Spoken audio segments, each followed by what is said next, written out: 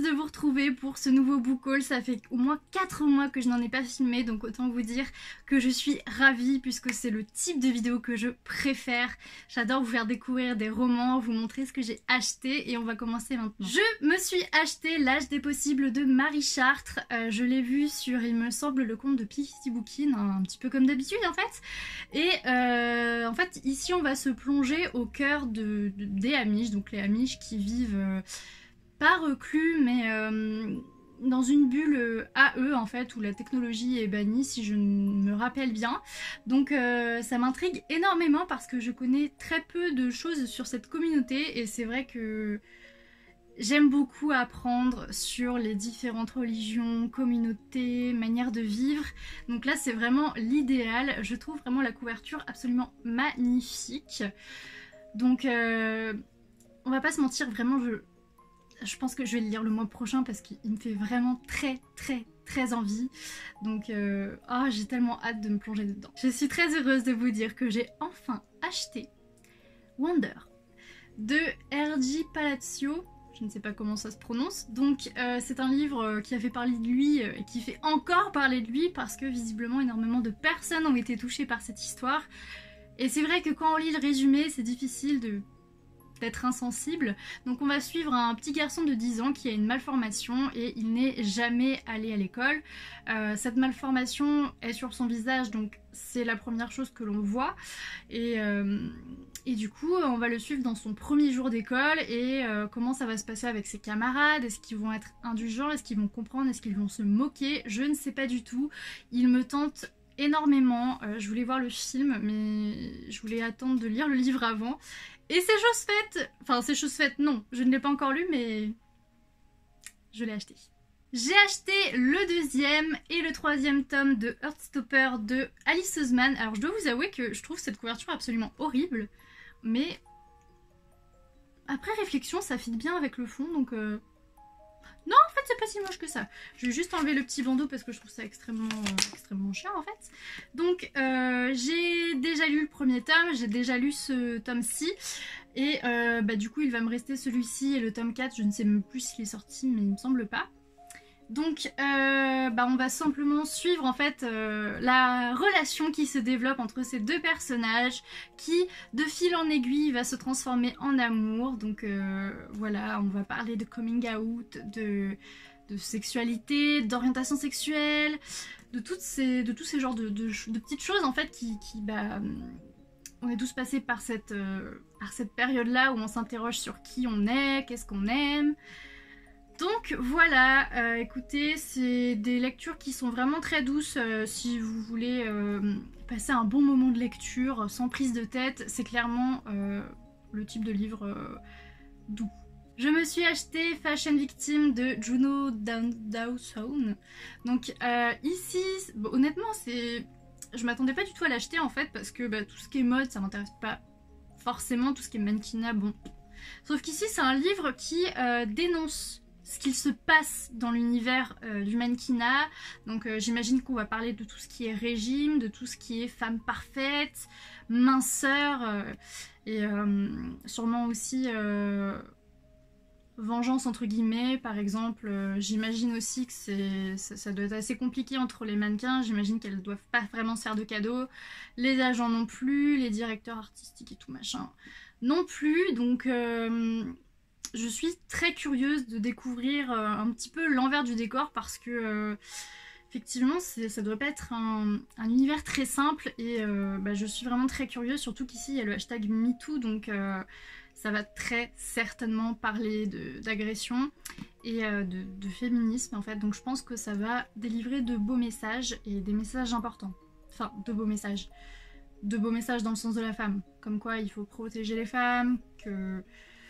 Enfin bref, voilà. C'est un truc qui n'arrive absolument jamais.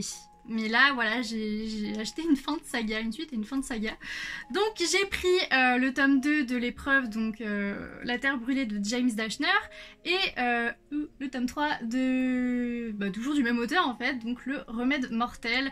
Je suis mais tellement contente, je suis hyper pressée de lire ces bouquins. En plus c'est du PKJ, donc c'est écrit assez gros, voilà, c'est convivial. Donc j'ai lu le premier tome, mais comme c'est un peu biaisé parce que j'ai vu en même temps le film, donc voilà. Alors que là, je ne connais pas la suite. Je ne connais pas la suite et j'ai beaucoup trop hâte de connaître cette suite. Donc voilà, j'ai eu beaucoup de mal quand même à trouver ces éditions-là. Enfin, à les trouver non, mais en bon état, oui. J'ai surtout trouvé des éditions poche, et moi c'est pas du tout ce que je veux vu que j'ai le premier tome en version grand format, donc je cherchais aussi les autres grand format, et vu que c'est l'ancienne couverture que j'ai, donc celle-ci, bah je me suis mis en quête de trouver ces petits bébés.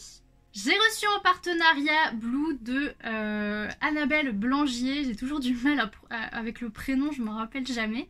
Donc c'est un partenariat avec Magic Mirror, j'ai adoré cette lecture.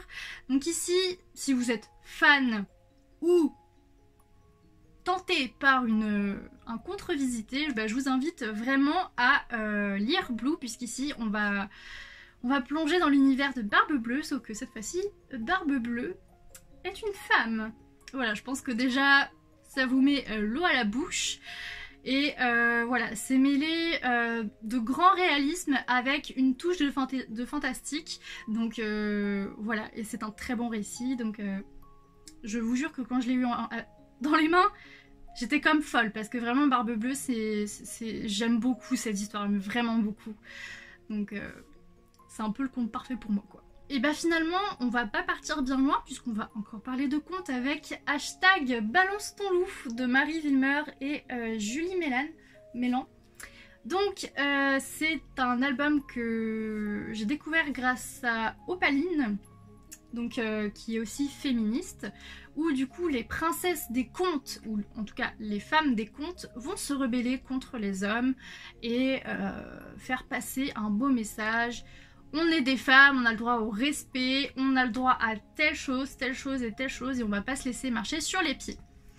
Donc bah, vous aurez dans quelques temps mon avis sur ce livre-là. C'est assez bluffant en fait, parce que les graphismes me font vraiment penser à un conte pour enfants.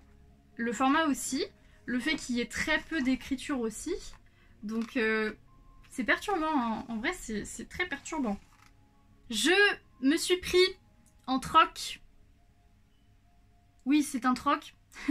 Le premier tome de Funplay de Morgane Bicay. Donc j'avais vu un reportage très court sur elle à la télé, et j'avais vu qu'elle avait écrit ce roman à 16 ans. 16 ans. Vache. Donc voilà, il est dans ma wishlist. Après, c'est vrai que si j'avais pas eu l'opportunité de l'avoir en troc, je l'aurais pas du tout acheté. Enfin, en tout cas, peut-être un jour, mais dans très longtemps. Donc voilà, au moins ça va me permettre de découvrir un livre que je n'aurais certainement pas acheté de sitôt, ou même pas acheté du tout. Donc je sais que c'est de la jeunesse. J'ai un petit peu peur du contenu, hein, autant vous dire. J'espère que ça sera quand même avec une certaine maturité. Donc on va suivre Alissa, il me semble. Alissa qui reçoit un jour un message d'un inconnu qui lui dit « Eh salut, bah, devine qui je suis et puis je serai à toi. » Et du coup Alissa, bon je comprends pas forcément sa réaction, mais elle se dit « Oh ouais, trop bonne idée !» Elle sait même pas qui c'est, elle sait pas dans quoi elle se lance, mais elle s'y lance quand même, voilà, donc ça m'intrigue pas mal. Je me suis acheté, et je pense que je vous ai assez rabâché les oreilles avec ça, Portrait d'extraordinaire enfant de Laurine Boissou et Johanna Springer. Donc voilà, je vous en ai pas mal parlé, notamment dans un J'ai lu, et récemment dans mes meilleures lectures de 2020. Voilà, si vous n'êtes pas au courant quand même, et puis le titre on dit quand même vachement long. Donc voilà, on va suivre En fait c'est un peu comme les livres qui présentent des destins de femmes, sauf que là c'est avec des enfants en fait. Des enfants qui ont soit fait de grandes choses, soit qui ont changé le monde, soit qui ont eu un destin incroyable. Et du coup voilà, on va avoir par exemple Mozart, Pocahontas... elle n'est pas ici, mais il y a Bernadette Soubirous. Ici, on a une actrice, je sais plus son nom. On a Toutankhamon. Enfin voilà, c'est très varié. Il y en a pour toutes les époques. Je vais essayer de vous montrer une illustration. Elles sont vraiment très très belles. Par exemple ici, Bernadette Soubirous.